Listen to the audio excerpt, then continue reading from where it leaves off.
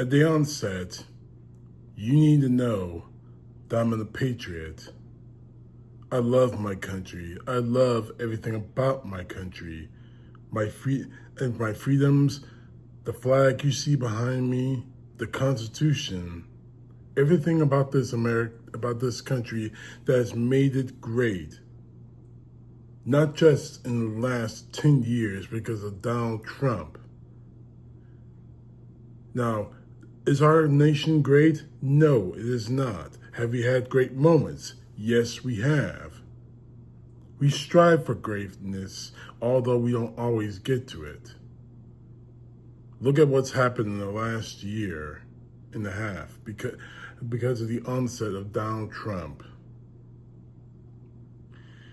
At the time I'm making this video, we are less than 1 week away from July 4th, Independence Day, the day that our country was actually born. We should be celebrating that, not by just firing fireworks and eating barbecue. We'll have a lot of that, mind you, but it's so much more. It should be so much more. We should be remembering everything that is great about this country. We should remember that we are a country of law and of freedom. But thanks to Donald Trump and his minions in government and out of government, it's no longer a country of freedom. It's a country on sale to the highest bidder, and it's a country that's ripping itself apart from the inside. And Donald Trump, the man who should be, as President of the United States, the first in the line of defense of our freedoms, is the one who is burning it to pieces. And to help me underscore all of that, what I've just said, I'm going to read you an article from John Pavlovitz. America's 250th birthday feels more like a funeral. MAGA, Trump, and the farce of July. Forget the fireworks and flip the flags. For actual patriotic Americans, this July 4th isn't a party, it's a funeral. There's nothing to celebrate here. We shouldn't be singing right now, we should be grieving. We should be singing visual for the country we could have been, but may never see. We should be mourning over how little independence has trickled down to the people in the streets. We should be lamenting how commonplace hatred has become in this supposed land of liberty. Most of all, we should be mortified that no matter how it happened, democracy has all but died on our watch here. For these reasons, we are the United States of embarrassment. As our nation nears the quarter millennium mark, we have collectively failed those who came before by allowing the ascension of the very fascism millions of our forebears courageously fought, bled, and died driving back into the sewer of history. The moral cancer they defeated on the other side of the planet, we have allowed to make our mark here at home. Massive abductions by government deputized goons are not regulated to some ancient jittery black and white newsreel from half a world away.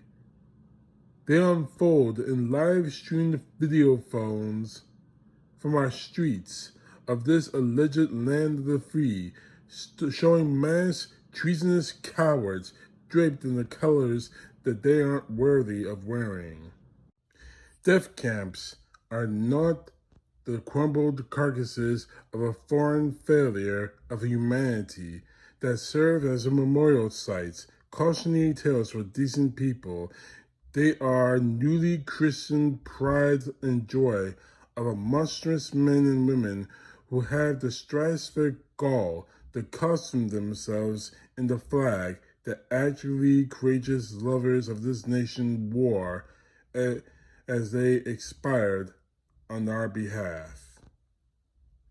The grim propaganda military parades of unpleasant sociopathic dictators aren't tapped in the amber blocks of disclosed textbook photos. They are real-time travesties disgracing our national mall. And all of it beneath the breathtaking brutality against the most vulnerable and the unthinkable constitutional assaults, the collective moral collapse of an entire party, and the disregard for the laws of the land is packaged in the facade of patriotism that would be laughable if it were not deadly, sinful, and vomit-inducing farce.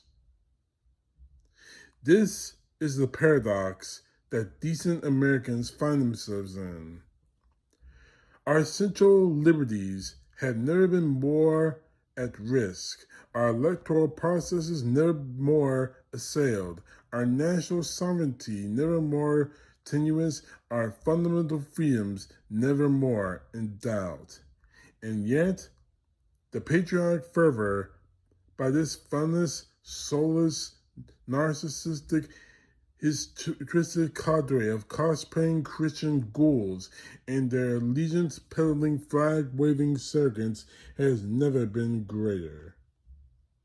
This is by design. Weaponized patriotism is an intoxicant for easily manipulated people whose identities are shaped by those they hate, the neighbors, and strangers they've been convinced are threats to be eradicated and dangerous to be sent away. With enough star-sprinkled rhetoric, rockets, red glare spectacle, and red, white, and blue dog and pony distractions, you can make such people believe that they're winning even while they're being led down the parade route and straight into the slaughterhouse. And so this year, the anthems will play, the flags will wave, the bomb rockets will ascend, the M80s will go off, and fascism will quietly enter through the side door while everyone is distracted by the spectacle.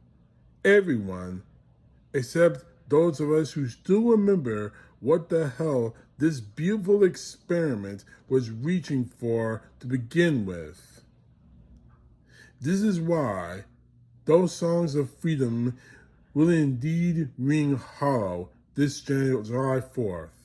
Because those of us who do love this nation realize how far we are from incinerating the glory of the songs we will be unable to sing. We will be grieving, not because this country deserves better than this party and this amoral monster gorging himself on our sensory, but because right now it does deserve them. Because we wish it to be something far greater than their ceremonial patriotism, their religion, and their phony pro-life zeal when they wear it because it benefits them. We see what a farce this all is, watching a joyless, mindless death cult led by rapists, racists, and career criminals making a mockery of an America whose diversity, polarity, and liberty that they despise are actively eliminating. And so yes, we'll be loving our country fiercely this July 4th and beyond by not letting it remain in what it currently is and by opposing the fraudulence of their performative love of country. We'll be working and protesting and loving and building and caring and voting and pushing it to be a place deserving of the festivals and the fireworks. When freedom rings for us all, Then we will sing, and then we will celebrate. Until then, we grieve the death of what might have been.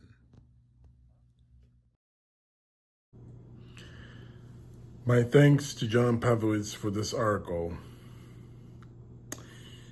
The simple fact of the matter is this: how can I be patriotic to a country that's ripping itself apart, and the person who's supposed to stop the bleeding is actually making the wounds even worse? Donald Trump can stop all of this by acting as president, not acting like some common criminal or some spoiled brat who got a hand of his daddy's keys and recklessly drives around the neighborhood, hitting other cars and hitting people in his wake, and face not one bit of responsibility for it. This is why, despite everything I say, as much as I am an American, as much as I am a patriot, I cannot celebrate July 4th under Donald Trump's flag. While Donald Trump is president of the United States, I can't celebrate it. I can't celebrate any of it because the simple fact is, every time Donald Trump opens his mouth, every time he acts like some out-of-control lunatic, when someone out there in the world or out in this country tells him, no, you can't do that. Every time he acts like he's the most important person in the world when everyone else should be treated as being important, especially in the country that he runs. He gives away the fact that he doesn't care about America. He doesn't care about our country. He doesn't care about our freedoms. Not too long ago, he gave the memorandum of reconciliation, or whatever it is, on Iran. The next moment, he starts threatening Iran by make a deal now. We're going to bomb the hell out of you. How am I supposed to support a country like that? How am I supposed to support a leader like that, especially on July 4th? The answer is, I won't. So as much as I may look at fireworks and eat some barbecue, I have to remember what my country was before Trump.